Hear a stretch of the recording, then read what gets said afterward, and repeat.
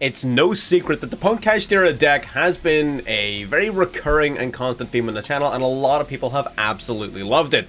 So I'm not going to be shocked if people are going to be looking for a profile on that updated as soon as possible. And it's sort of splitting into two different ways. So if your objective is to play P.U.N.K with some Kashtira cards, then realistically I don't believe changing the approach really is appropriate. I think trying to implement too many of the new cards is going to confuse the strategy, and it's only going to result in it weakening overall. Because remember, the purpose behind the Kashtira cards in P.U.N.K was to absorb hand traps, was to enable level 7 extension into level 10 synchros before your combo began. So ultimately I don't believe P.U.N.K Kashtira has actually changed. But Kashtira P.U.N.K, on the other hand, is a totally different deck type and now has an identity. So what we're doing here with this is, yes, we're playing P.U.N.K cards, and yes, we're playing Kashtira cards, but we're changing the focus. Instead of utilizing some Kashtira cards in support of P.U.N.K, we're now using the P.U.N.K cards as a sort of spam engine for level 3 tuners and consistency, and putting additional bodies on board so that you can help support the setting up of negations and such before you go into a number of Kashtira plays. This helps you play against the likes of Nibiru, this helps you play against the likes of hand traps. Sort of just makes the combo a little bit more consistent, and as well as that, it also enables you to play a number of very powerful small world bridges. So a large part of Kashtira's problems as far as the community is concerned is its consistency, and basically, in terms of consistency, what you want to be seeing in your hand is Kashtira Unicorn, right? So the more ways you have of getting in the Unicorn, the better your deck is going to be. So not only by playing all of this are we getting additional card advantage, we're getting additional negates and protection for our combo, we're also going to be implementing things like Small World in order to more consistently get into Unicorn, so that Unicorn can start the whole combo. And that's going to involve things like Gamma as a small world bridge, which is just sort of bridges anything to anything in this deck. Gamma is very, very useful for that reason. But yeah, so we're using the P.U.N.K cards to set up protection, we're using it to set up small world bridges, and honestly we're just improving the consistency and the overall protection of the deck. Now, it's not exactly seamless at the moment, and there is still things I would like to work on with the deck, but I did want to get this out here just so that people understand the perspective that we're taking when it comes to building this deck. If you want to play P.U.N.K Kashtira, you don't change it, right? You maybe throw an Erase Heart into the extra deck just like as a one-of in case you're playing against Kashtira and they resolve Shangri-La, then you can just rank your Kashtira up, fine, right? That's the only change I would recommend making. But regular P.U.N.K Kashtira stays exactly as it is because that deck achieves its goals perfectly, right? There's no point in rocking the boat there. It does its thing.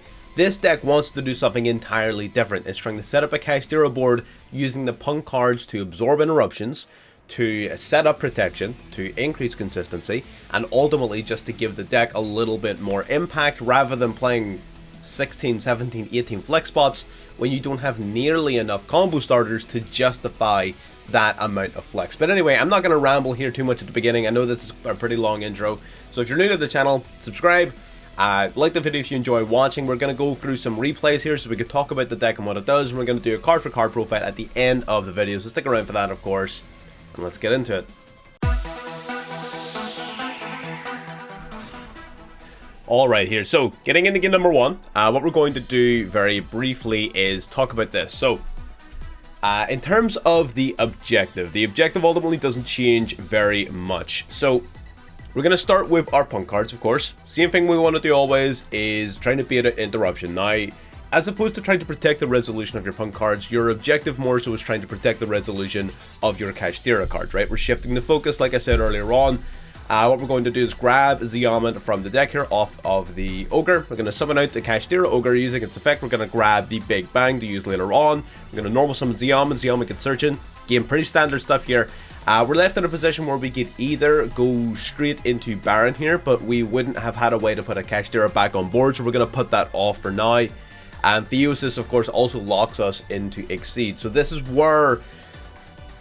this right here is sort of where the issue with the deck is, in sort of that it's trying to pull you in two different directions, but with proper direction, proper ordering, and a bit of practice, you can sort of bring those two things back together and it stops being a problem. But it's not It's not super intuitive. It's not something that you will just like be able to look at and figure out super quickly. It's something you're definitely going to have to practice with a little bit, and something that I am still practicing with. So we're going to discard the Foxy Toon.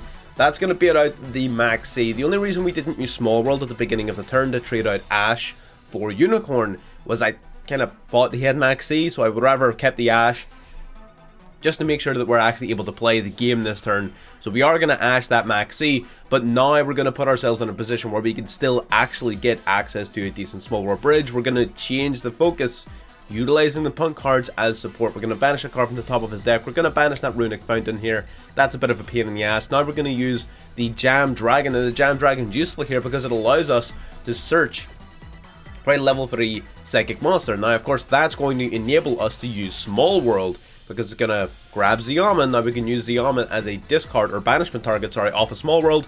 Through Gamma, we pitch into the Kashtira Scarclaw. That again gives us a level 7 extender. We're going to summon out Baron de Fleur here. Now we can use the Scarclaw, banishing Ogre from the graveyard to summon it out to the field. Now Theosis can come in. Theosis targeting Scarclaw, summoning Unicorn.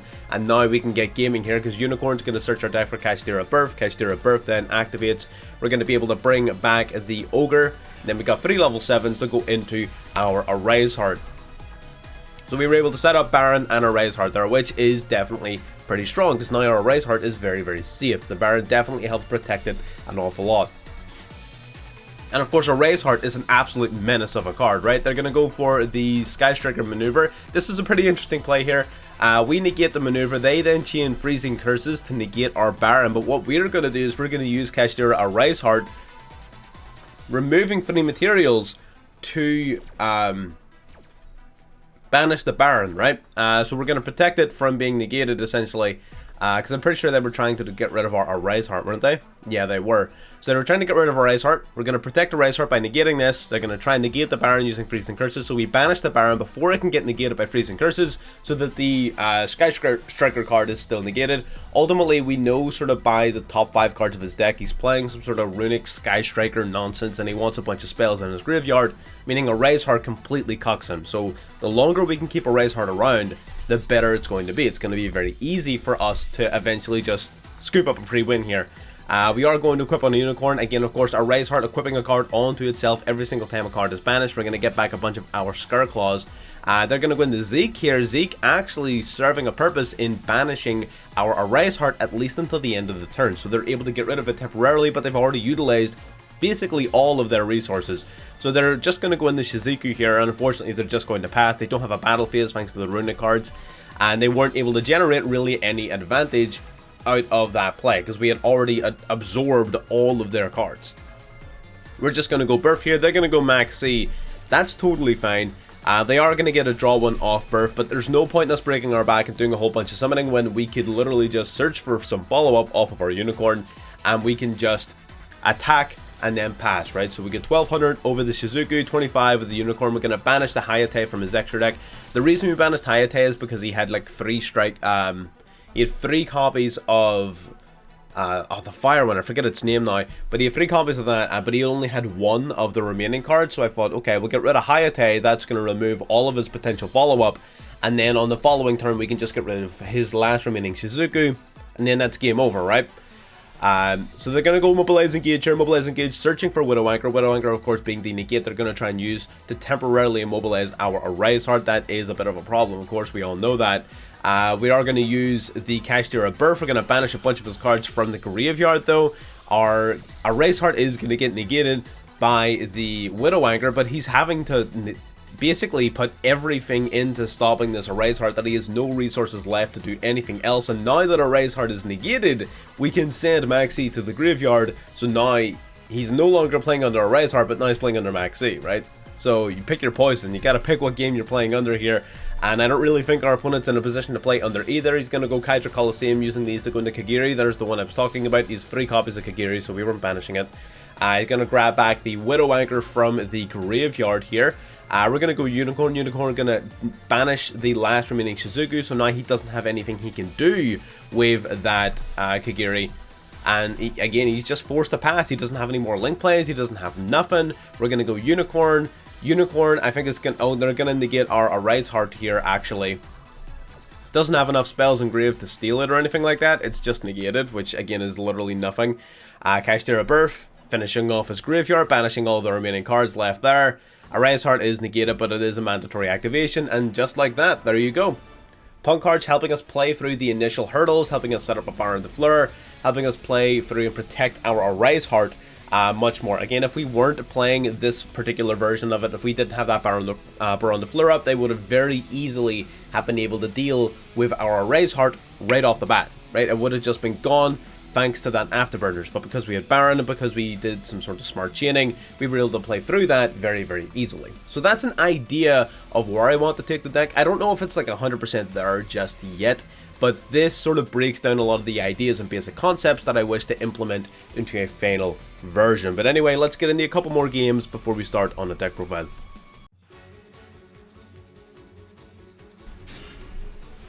Alright, getting into game 2 here, this is going to be a bit of a shorter one here. We're going to go for Foxy Tune right off the bat, baiting out a potential interruption so we can utilize our Gamma. Gamma is going to be negating a Dimension Shifter of all things. Shifter does kind of hurt you a little bit, not really like a lot. You can still definitely play through a Shifter thanks to the Kashtira cards. We're going to summon it to Gamma. This is why I really like Gamma in general in these types of decks, because yeah, the entire concept of having a monster on board, like, obviously not very helpful, but the fact that you can turn Gamma into an Omega basically banishes itself and then hand loops your opponent for 1, so that they're down a card and you no longer have Omega on the field, usually means that Gamma is not going to get in the way of your Kashtira plays. So it's very rarely a concern. Apologies, my sort of voice and everything's still a wee bit weird with this cold. Still trying to recover from that. We're going to go Ziyama here. Ziyama try to get searching for another card here. We are going to get negated by the Infinite Impermanence, but we do still have a Rise Heart and our regular normal summon available to us. So we're going to banish a card off a Rise Heart, use these two to go into Baron de Fleur. And again, Baron de Fleur by itself normally isn't that intimidating of an end board, but we're playing through 3 cards being gone out of their hand. You know, they had the Shifter, they had the Imperm. So all of that being gone means that Baron de Fleur being a single interruption, playing into a 3-card hand, really isn't all that bad. And we, of course, have Omega coming back to us in the following turn. We have, they're going for Call By here on our Foxy Tune. I'm convinced they were just trying to get us to use Baron, because they don't have anything. So that's another option. Yeah, no, they really needed us to use Baron so that they could play the game. And there you go, that's just Gamma, Punks, showing out. The options available to you are very, very different. So you can notice how different that gameplay is compared to the last replay. And it's not necessarily that one is any better than the other. In this circumstance, yes, we had a less intimidating end board, but that's because we had to play through so many cards at a time, right? You know, we had to deal with the Shifter, we had to deal with the Infinite Permanence, and we were able to loop a card out of his hand as well with Omega. So being able to play through a bunch of cards in their hand or remove cards from their hand, as well as putting up at least some level of interruption, is more than what certain pure Kashtira lists can do. You know, you hit them with an Imperm and sometimes they just fold, right? Sometimes you hit them with a singular interruption, like a Max C there in place of that D-Shifter. Instead of that D-Shifter, think about that being any monster-based hand trap at all, right? That could have been Max C getting negated. That could have been a Ghost Ogre or whatever, Veeler, whatever, getting negated. Well, it couldn't have been a Veeler, but you know what I mean, right? That could have been any monster-based hand trap being negated, right? Think about that like a Max C. So having additional answers there to Max C to be able to play through that.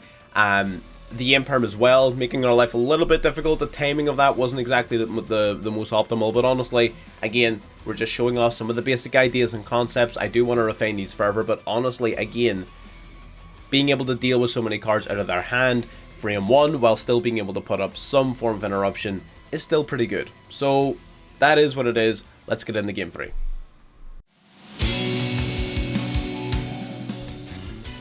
Alright, and for game 3 here, we're going to be showing something slightly differently. So they're going to go for Maxi right off the bat. We're going to go for Gamma to negate that Maxi. Gamma, of course, being very useful in that regard, giving us additional answers to what is the best card in the game. Now we're able to use these two to go into the Jam Dragon Knight game. We could have gone into Omega here, which honestly would have been a more ideal play. This was more from sort of the testing phases of the deck, and I do want to show off where people are maybe going to misstep. Now we're still able to go into many of our Kashtira plays because we did open up a Kashtira Birth, so that's totally fine.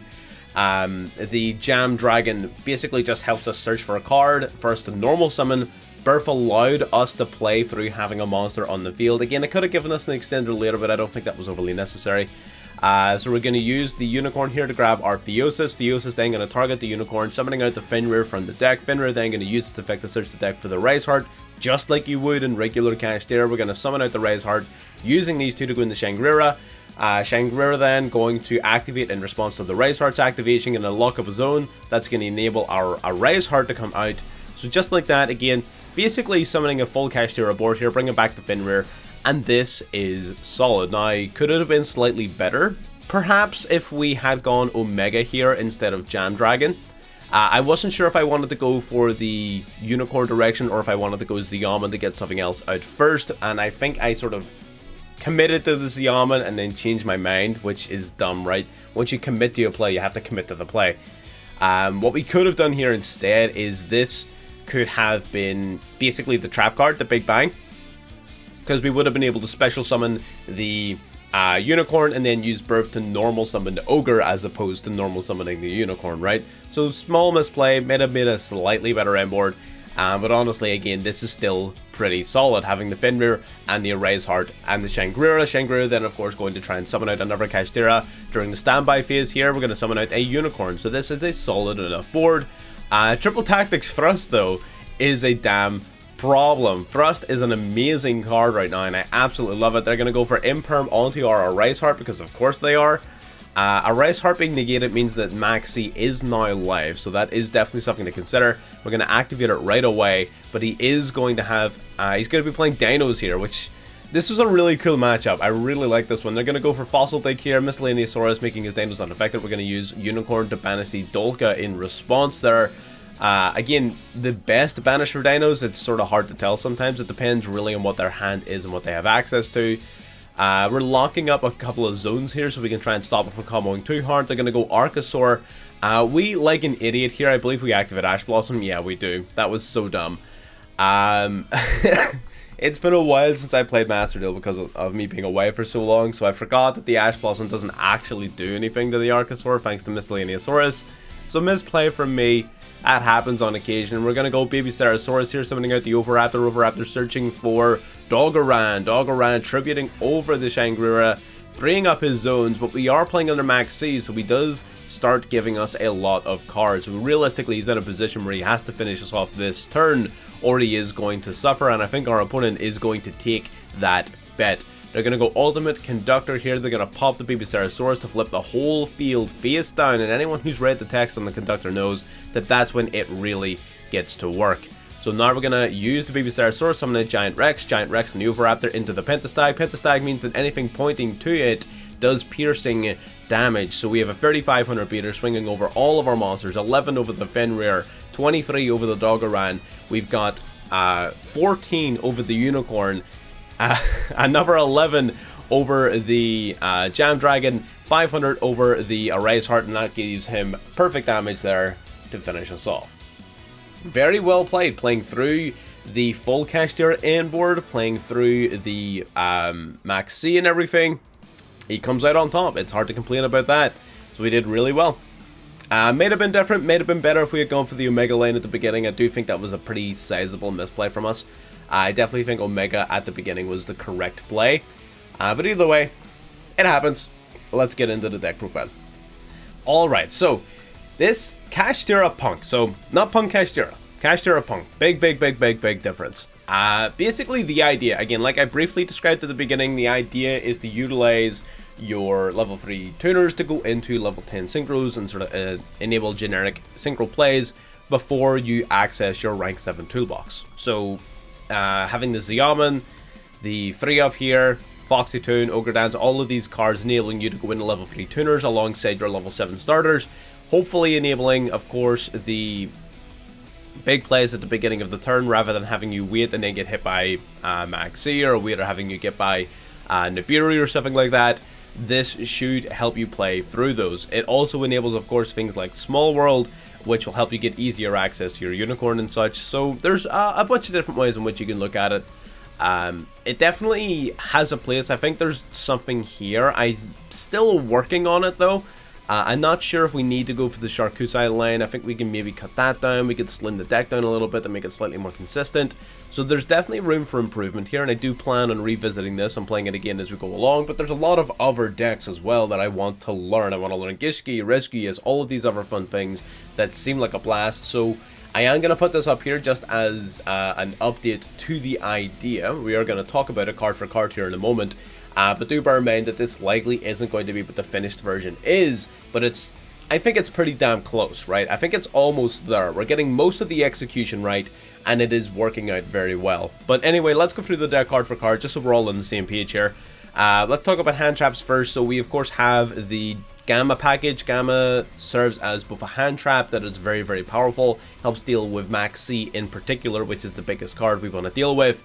Now that people are playing Max C in draw and standby because they want to play around tactics, it means that Gamma is even more powerful, basically, because you can use this card in draw and standby to have it ready for your main phase. So yeah, Gamma in general is great, because the fear with using Gamma before to try to stop Max C is they would wait until like your normal summon, and then after your normal summon they would respond to Max C. But with tactics being so popular, people are now just shotgunning Max C during the draw and standby phases, meaning your Gamma is more commonly a counter to that card, right? So it's taking advantage of the presence of another card, which is great for Gamma, you know, works out. Plus, the main reason we're playing this not only is the powerful hand trap, it is also allowing you to go into Omega so you negate a monster and destroy it. You go into Omega, you loop another card from their hand, you wipe up your board so now your board is empty, but it also is a level 2 psychic monster, which makes it a perfect small world bridge for any of your P.U.N.K cards to go into any of your Kashtira cards, or vice versa, although that's a bit rarer. Normally, you want to be using your P.U.N.K cards through Gamma to go into your Kashtira Unicorn. So because of that, Small World, of course, makes Gamma even better. So we got the Gamma package, we got the triple Max C, of course, we got the triple Ash Blossom, of course. We have the standard Called By and Crossout, trying to stop the Max C as much as we possibly can. That is ultimately the objective. As much as there's a lot of shiny new toys, Max C is still the best card in the game, and you will lose many of your games if you're not able to negate it. So even with things like the Erase Heart around, Called By has definitely gotten worse with Erase Heart being around, but it's not useless or anything like that. It's still very good in helping you set up your turn 1 board. So getting into the rest of the deck here, let's talk about the P.U.N.K package first of all. Let's talk about that. We're playing a bit of a minimized P.U.N.K package here. This is the standard extender package. We've got the 1 Charcuterie to enable our fusion and synchros and such, mainly just the fusion summoning. We have the Xiamen here, triple Xiamen, who can pay 600 life points to search your deck for a P.U.N.K monster. It's also a level 3 psychic tuner, I should mention. We got the Foxy Tomb, which discard itself and another card in order to special summon a non-level 8 P.U.N.K from deck. We have Ogre Dance, which will discard itself to search your deck for a non-level 8 P.U.N.K monster. We have Deer Note, which will either special summon itself from the hand by revealing itself in another P.U.N.K card. You get to summon one, send the other to grave, and you essentially, when this card is sent from field to graveyard, you get to special summon back any of your P.U.N.Ks from grave. That effect is not as useful in this deck, other than setting up an additional Baron or something like that during the end of your turn, right? If you have a leftover Kashtira card, a big part of that is being able to put back a level 3 tuner so you can go into Baron on top of your Erase Heart at the very end of your turn. So that effect does definitely serve a purpose. It's just not as big in this deck as it is in the previous versions, but it's still very, very useful. And in terms of the extra cards, yeah, and then it's just 2 copies of Emergency Teleport, which just summons either Xiamen, Charcuterie, or Gamma directly from deck. Pretty straightforward. The package really isn't all that big. It's pretty standard for a non-sort of pure P.U.N.K deck that you will play a package like this, because it's taking advantage only of the very best and most useful P.U.N.K cards. We're not cluttering the deck with, you know, the trap cards and the field spell and all of these things that if you just raw draw them or you have them at the wrong time, it's just adding bricks to a deck that really does not need to be seeing them. So absolutely, I don't believe those would be necessary at all. If you want to play those, just play P.U.N.K Kashtira, a different deck. You can check my previous videos. That has not changed, and I will likely upload another video in the near-ish future to reaffirm that viewpoint after testing it a little bit more, just to be safe. but I don't think P.U.N.K Kashtira is going to change at all. So if you want to play those cards, just play P.U.N.K Kashtira. That's a-okay, that hasn't changed, but this deck is an entirely individual body. So let's talk about the Kashtira cards again. I've been talking about Kashtira a couple of times, and I'm not going to sort of bore everybody. I know that we're all very familiar with these cards at this stage, so I'm going to go through them relatively quickly. So we have the Kashtira Rise Heart, which will special summon itself to the field if you control a Kashtira. It can banish a Kashtira card from deck to boost its level to 7. Again, we're all very familiar with this. It does Exceed Lock you, which is important to know. Exceed locking in this deck too early into your turn will result in problems because you really want to have the likes of Baronne de Fleur. Of course, whether or not you can summon Baronne de Fleur depends on whether or not you can do it before you use Theosis, before you use Rise Heart. Another option, if you're not able to go into the likes of Baronne de Fleur, is if you've got a couple of level 3s, you can of course look into something like the Cicada King, which is definitely something I would recommend playing over something like the Berserker. Cicada King making use of your level 3s even after the likes of a Theosis has already been used, or even after the likes of Rise Heart has been used. Cicada King being an Exceed monster means that you can summon it even after those, and it's still a very powerful card. I believe the budget alternative to this is number 75, which is a very good card as well. This card is also very, very good. I just don't like that it's basically single use. Although the benefit to this card over Cicada King is that this can react to monsters activating anywhere, whereas Cicada King can only react to monsters in the field. So pick your poison. But my point is, before we get too far off topic, is that watch your Exceed locks. Just be careful. Rise Heart does that. But there are still ways of utilizing your level 3s, even if you have been Exceed locked. So don't worry about that. We have Fenrir, Unicorn, and Ogre, all of which special summon themselves to the field. You get to search for a monster, a spell, or a trap, depending on which one you summon.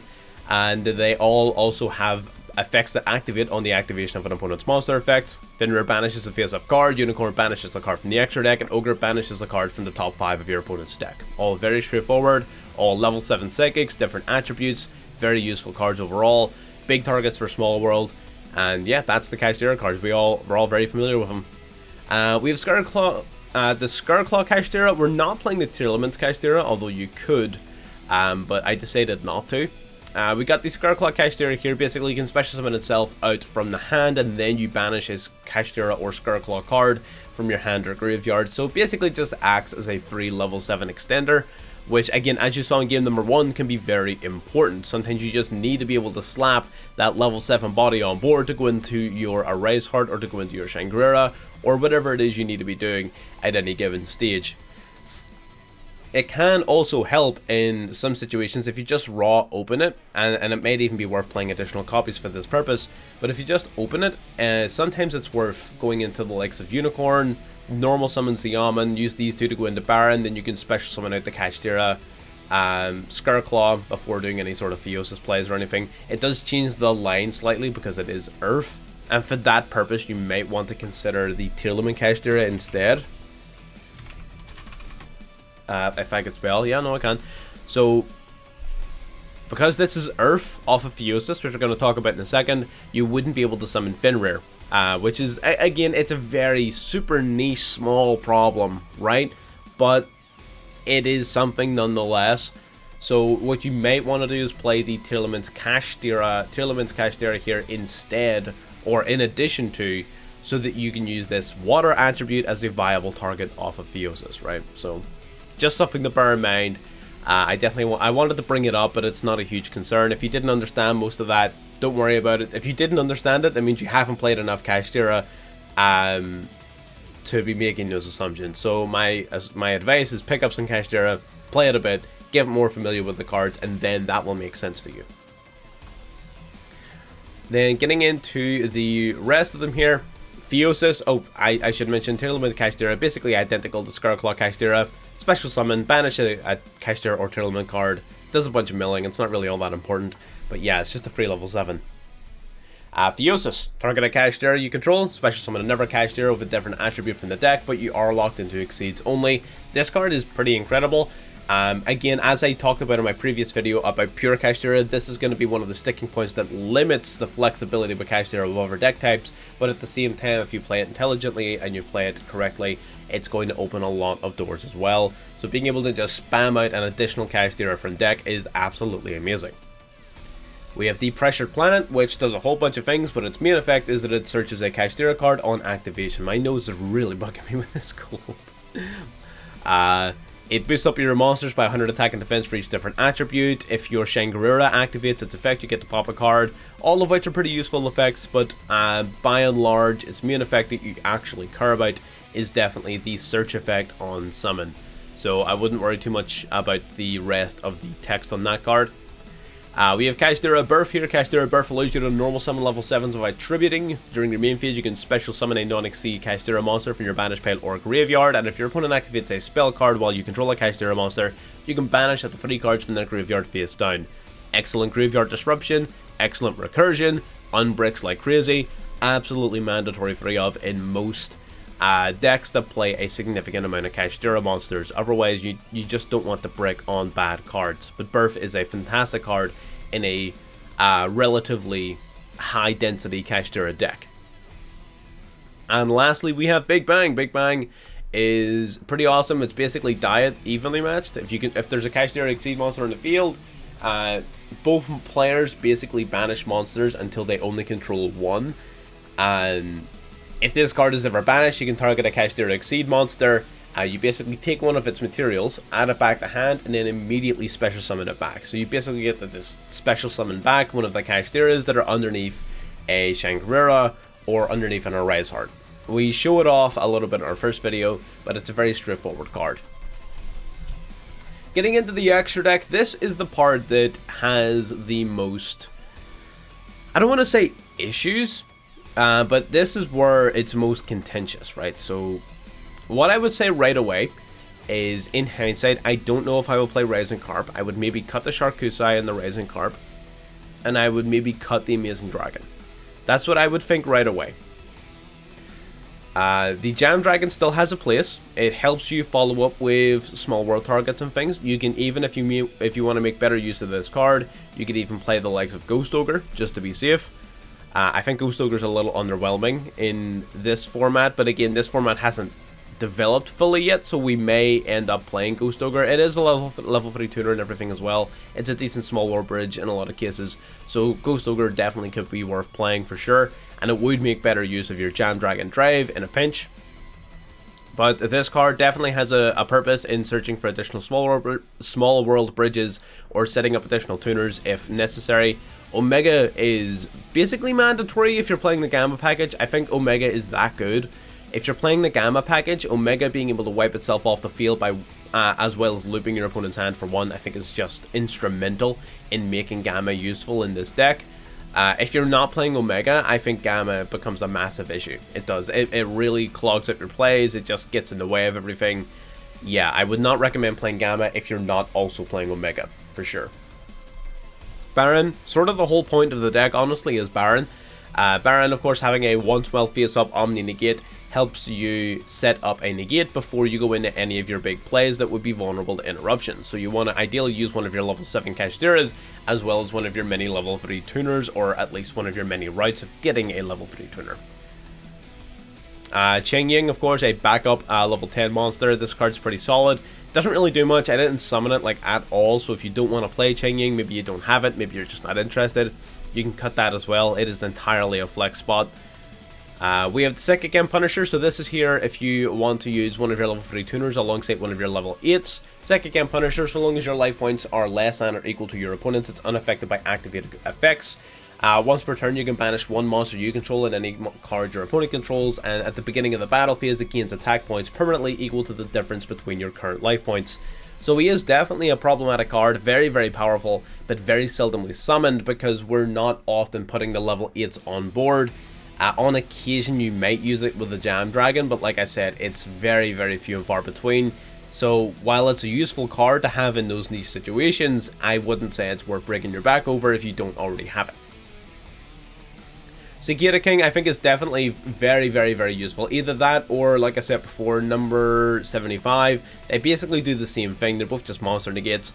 If you have Sekira King, I prefer Sekira King because I get to use its effect twice instead of just once. But at the same time, Sekira King is limited to responding only to monster effects activating on the field. So that could be a point in favor of Gossip Shadow. So you can play whichever one you want, whichever one you have, by all means go for it. And they're both basically just monster negates. Shangri-La, again, everyone knows what this card does at this stage. During a standby phase, especially summon a Kashtira monster, if a card is ever banished face down, you get to lock up one of your opponent's zones, and it can protect itself from destruction by detaching a material. Very straightforward card, it's really not all that complicated. Do you need to run 3 of it? Probably not. If you have things that you want to run in your extra deck instead, you can definitely cut this to 2. Same with Rise Heart, you really don't need to run it at 3 either, but to be honest, I think these cards are unironically just better than many of the other options. But again, that is entirely up to you. Maybe I'm missing some sort of crazy extra deck tech, and someone in the comments is going to hit me with it, and in that case, absolutely. If you know or see something that could be changed or improved or improved upon, absolutely point it out, either in the comments or in the Discord. But anyway, we have Expertly Happiness to deal with P.U.N.K. I think P.U.N.K is still a thing, although I haven't been seeing much of it. But I still like having the Expertly Happiness here just because it provides you such a massive advantage against that deck. It's just a counter pick from P.U.N.K. It basically just, you detach a material and negate all of your opponent's monsters that are currently face up. So, this makes sense. Kashtira, a Rise Heart. Kashtira, a Rise Heart, of course, is the ace monster of the deck. So, while it's face up, any card that would be sent to the graveyard is instead banished. If a card is ever banished, once per chain, you get to grab a banished card and equip it onto this card as material. Once per turn as a quick effect, you can detach 3 materials to target any card in the field and banish it face down. So, Macrocosmos on legs, targeting banishment, constantly building up materials. What more do you want? And that's pretty much the deck. So, sorry, I'm still getting over this cold. Like I said at the beginning, I don't think it's finished, but I think it's pretty damn close to being finished. What I would at this stage change, Rescuers, we've been learning Rescuers a little bit. Rescuers is a lot of fun, by the way, keep an eye out for that video. Still working on it a little bit, but it's pretty fun. What I'll say is there are a few changes I would recommend making initially. Sharkusai can go. The Ogre Dance realistically can go to 1. Draco can go. Ching Ying can go. Amazing Dragon can go. Sharkusai can go. And there you go. That gives you like a lot of room to play with. So it does. It really, really does. I would maybe consider running Ghost Ogre just to make the Jam Dragon a little bit more useful, to give you another small warp bridge, to give you another tuner to summon. It basically just doubles up on everything. And it's another interruption. There's a whole bunch of things you can play in the extra deck that would be better. You can play any number of generic rank 7s. You want to play Big Eye, by all means, do whatever you want, right? My point is, there's a lot of flexibility to be had here, and this deck is going to pretty much constitute 90% of what the end product is going to be, but there are going to be certain changes and optimizations that happen between now and then, so just basically subscribe, stick around and watch as we're updating the deck. We're going to be playing it live, we're going to be playing it in videos and everything, so you are going to be seeing it as it happens, so absolutely subscribe to catch it when it does. And that will pretty much wrap us up. I'll see you next time. Bye bye.